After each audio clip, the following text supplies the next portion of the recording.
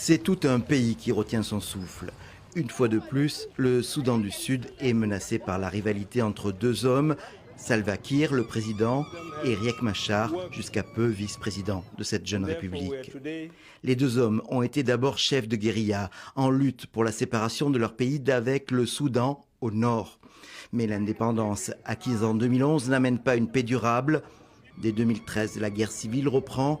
Les deux factions se disputent le poste de président. Après 5 ans, un accord est trouvé, une paix est signée à Addis Abeba en 2018. Vous avez enduré d'immenses souffrances et le poids de la responsabilité pèse lourdement sur mes épaules. En tant que votre président, je regrette profondément les blessures physiques, psychologiques et émotionnelles que vous avez subies sans raison. Cet équilibre fragile a été rompu fin mars quand le vice-président est arrêté et placé en résidence surveillée.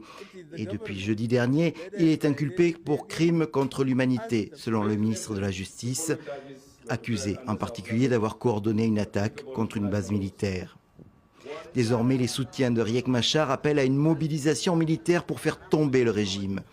Alors que la guerre n'a jamais paru si proche, un rapport accablant de l'ONU est paru dénonçant le détournement des revenus du pétrole par une élite prédatrice, selon le texte.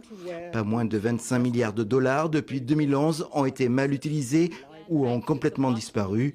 Résultat, le produit intérieur brut par habitant est le quart de ce qu'il était à l'indépendance.